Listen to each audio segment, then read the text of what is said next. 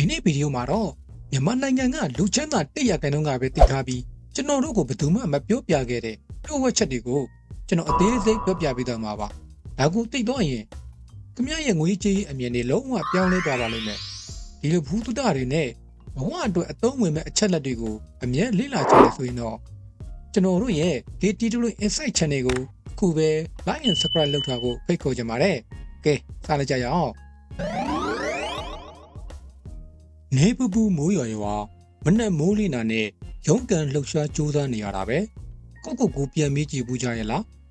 ငါတလုံးအပြင်းထန်ကြိုးစားနေတာတော့ဘာလို့လက်ထဲပတ်စံကမမြဲရတာလဲစင်းရဲနေရတာလဲဆိုပြီးတော့ပေါ့တနေ့ချွေးတလုံးလုံးနဲ့လုံနေတာပဲဒါပေမဲ့လက်အောင်လို့လစာရရင်တပတ်တောင်မခံဘူးပိုပေးဒီပေးနဲ့အကုန်ပြန်ထွက်သွားတာပဲအဲ့ဒီမှာကျွန်တော်တို့ကငါကံပဲဆိုပြီးပြန်ငူပဲပုံချလိုက်ကြတယ်ဒါပေမဲ့တကယ်တော့ဒါဟာကံကြောင့်မဟုတ်ဘူးဗျကျွန်တော်တို့ပတ်စံအကြောင်းကိုသိချာနားမလည်ခဲ့လို့ပါကျွန်တော်တို့အလုပ်လုပ်တာကရေခွက်ထဲရေဖြစ်နေတယ်လို့ပါပဲအလုပ်ကြိုးစားလေရေများရလေပဲပေါ့ဒါပေမဲ့ကျွန်တော်တို့ထည့်လိုက်တဲ့ခွက်ကအောက်မှာအပေါက်တွေအများကြီးရှိနေတာပထမဆုံးအပေါက်ကကုန်စည်နှုန်းဗျလွန်ခဲ့တဲ့နှစ်ကစီတပိတ်တာဈေးနဲ့အခုဈေးကိုရှင်ကြည့်လိုက်ပါကျွန်တော်တို့လစာကနှစ်ဆမတက်ပေမဲ့ကုန်စည်နှုန်းကတော့သုံးဆတက်သွားပြီဆိုလိုတာကခမရအရင်ငတ်တဲ့ပူပြီးစူးစမ်းနေပေမဲ့ခမရရဲ့ပတ်စံကအလိုလိုတန်မှုနည်းသွားတာတန်မှုကျသွားတာဒုတိယအပေါက်ကတော့အကျွေးပြလူကြားကောက်အောင်နေခြင်းလို့သူများရှေ့မှာဟန်ကြခြင်းလို့သူများအထင်ကြီးတာခံခြင်းလို့ဆိုပြီးကိုမတက်နိုင်တာကိုအတင်းယူထားတဲ့အကျွေးတွေကခမ ्या ကိုတသက်လုံးစင်ရွယ်တင်နဲ့ဆွဲထည့်နေတဲ့ပေါက်တွေပါပဲလောင်စင်အတူပေးနေရတာနဲ့တင်ခမ ्या ရဲ့ချွေးနေစာတွေကတခြားသူအိတ်ထဲကိုအလိုလိုရောက်ကုန်တာပေါ့ချမ်းသာတဲ့သူတွေကပတ်စံရဖို့အလုပ်လုပ်တာမဟုတ်ဘူးဗျသူတို့ကပတ်စံရမဲ့လမ်းကြောင်းကိုလုပ်တာဥပမာတစ်ခုကျွန်တော်ပြောပြမယ်ခမ ्या နေတိုင်းရေပုံးနဲ့ရေကပ်ပြီးရေရောက်နေရတဲ့သူဆိုပါစို့ခမ ्या ပြင်ပန်းလို့ဖြားနာနေမကောင်းလို့အလုပ်မစင်းနိုင်တဲ့နေကြရင်ရေမရောရတော့ပတ်စံလည်းမရှိတော့ဘူးဒါပေမဲ့လူချမ်းသာကတော့ရေခက်ရင်းနဲ့တစ်ဖက်ကနေရေပိုက်လိုင်းတွေ့ဖို့ကြိုးစားတယ်အချိန်တစ်ခုကြာသွားတဲ့အခါသူဟာအိတ်နေရင်းနဲ့တော့ရေပိုက်ထဲကရေတွေကသူ့လိုထွက်နေပြီပတ်စံကအဲ့ဒီမှာအလိုလိုရနေပြီဒီအရာကို leverage လို့ခေါ်ပါတယ်မြန်မာလိုဆိုရင်တော့အရှိန်အဟုန်ကိုအသုံးချတာပေါ့ဗျာခမ ्या မှာလည်းတစ်နေ့ကို24နာရီပဲရှိတယ်ကျွန်တော်မှလည်း24နာရီပဲရှိတယ်ကိုယ့်ရဲ့အင်အားနဲ့အချိန်ကိုပဲရောင်းပြီးပတ်စံရှာနေသေးပြီးတော့ဘယ်တော့မှမချမ်းသာနိုင်ပါဘူးဘာလို့လဲဆိုတော့ခမ ्या မှာရောင်းစရာအချိန်ကပုံသွားရင်ပတ်စံလည်းမရတော့လို့ပဲရိုးလေးစဉ်းစားကြည့်လိုက်ဗျာခမ ्या ကဆိုင်ကယ်ကယ်ရီဆွဲနေတယ်ဆိုရင်ခမ ्या ဆိုင်ကယ်ကယ်ရီမဆွဲတဲ့နေ့နားတဲ့နေ့ပတ်စံမရဘူးအဲ့ဒါကိုအချိန်နဲ့ပတ်စံလဲတယ်လို့ခေါ်တယ်ဒါပေမဲ့ခမ ्या မှာဆိုင်ကယ်၅စီးရှိလို့သူများကိုငှားထားနိုင်ရင်တော့ခမ ्या အိတ်နေရင်တော့ပတ်စံကဝင်နေမှာပဲအဲ့ဒါကိုပဲပတ်စံဝင်မဲ့လမ်းကြောင်းတိဆောက်တာလို့ခေါ်တာပါဒီတော့ခမ ्या တို့ကျွန်တော်တို့အနေနဲ့ကိုစွာအလုပ်လုပ်ပေးမဲ့စနစ်တစ်ခုဆိုလိုတာကတော့ကိုမရှိလေပတ်စံဝင်မဲ့နီလန်တစ်ခုကိုရှာရပါလိမ့်မယ်ကဲဒါဆိုအခုကစပြီးဘာတွေကိုပြောင်းလဲကြမလဲနံပါတ်1အရက်နဲ့လောင်းကစားကိုရှောင်ပါခမ ्या တို့ပြင်မလို့ဆိုပြီးတောက်လိုက်တဲ့အရက်ဖူးကန်ဆန်းလိုက်တဲ့လောင်းကစားဘူးတွေကခမ ्या ကိုနောက်တစ်နေ့မှာပူပြီးပင်မအောင်ပဲလုပ်မှာပါအဲ့ဒီပတ်စံတွေကိုကိုမိသားစုအတွက်ကိုပညာရေးအတွက်ပဲသုံးပါနံပါတ်2ဖုန်းကိုပတ်စံရှာဖို့သုံးပါအခုခမ ्या လက်ထဲမှာရှိနေတဲ့ဖုန်းကတက္ကသိုလ်တစ်ခုပဲ Facebook ပေါ်မှာ TikTok ပေါ်မှာသူများအကြောင်းတွေဗီဒီယိုအတင်းဖြင်းတွေလိုက်ကြည့်ပြီးအချိန်ကုန်နေမဲ့အစား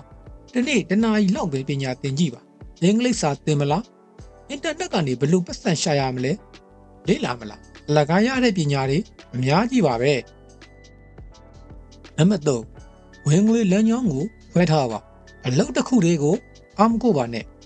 ကျွန်တော်တို့ဘေးပန်းအရန်အလုပ်လေးတွေတေးသေးလေးကနေစလိုက်ပါ ပတ်စံကိုစွယုံနဲ့မစုပါနဲ့တန်မိုးတက်မဲ့အရာတစ်ခုမှပြန်ရင်းနှီးဖို့ကြိုးစားပါနံပါတ်၄ဘလို့အဖဲအိတ်ပေါက်ကိုမဖန်တီးပါနဲ့အထူးသဖြင့်ကြွားဝါခြင်းလို့ဝယ်တဲ့ပစ္စည်းတွေအတွက်အကျွေးလုံးဝမယူပါနဲ့အကျွေးဆိုတာလူတစ်ယောက်ကိုအရှင်းလက်လက်ငရဲကျစေတဲ့အရာပါလက်ရှိခမရဲ့အခြေအနေကတကယ်ကိုခက်ခဲနေမှာပါကုန်စည်နှုန်းတွေကတက်မိသားစုတာဝန်တွေကပြီး